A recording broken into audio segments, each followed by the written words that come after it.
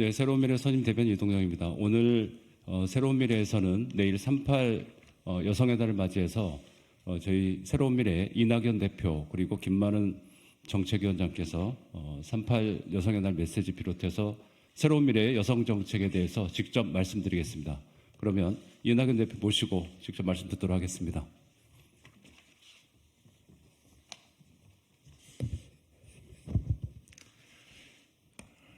내일은 38 세계 여성의 날입니다. 1908년 3월 8일 미국의 여성 노동자들이 근로여건 개선과 참정권을 요구하며 우리에게 빵과 장미를 달라고 요구했던 날입니다.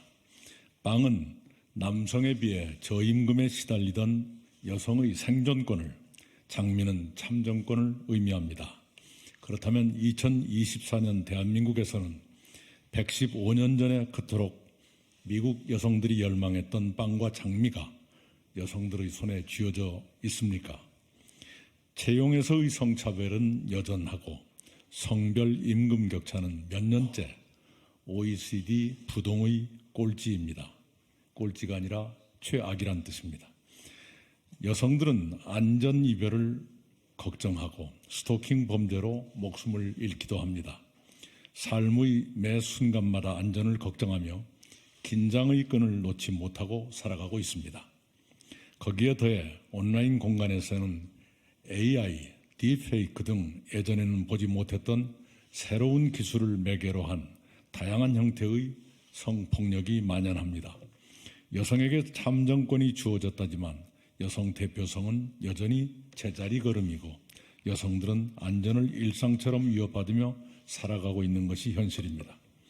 현실이 이러함에도 불구하고 윤석열 정부는 여성가족부 폐지 수순으로 가기 위해 여성가족부를 형해화하고 있습니다.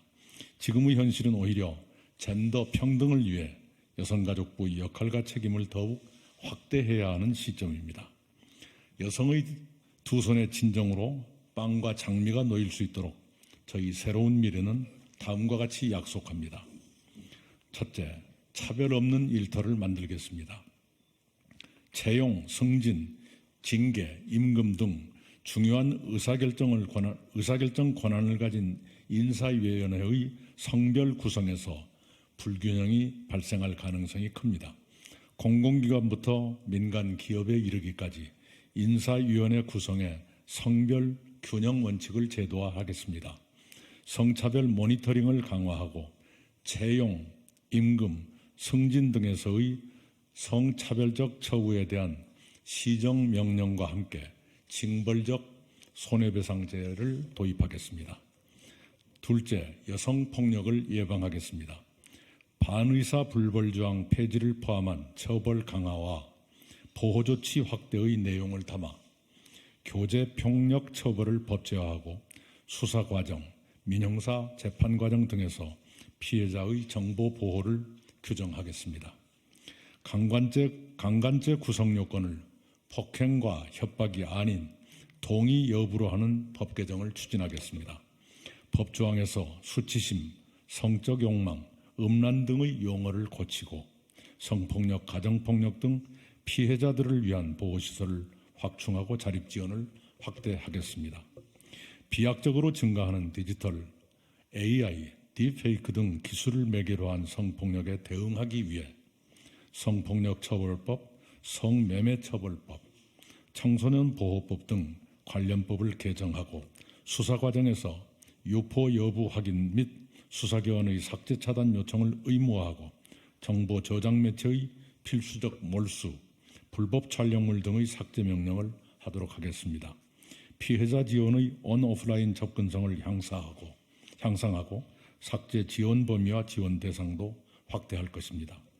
가정폭력범죄처벌법의 목적이 가정의 평화와 안정을 회복하고 건강한 가정을 가꾸는 것에서 피해자 보호로 패러다임을 전환하도록 법률을 개정하겠습니다.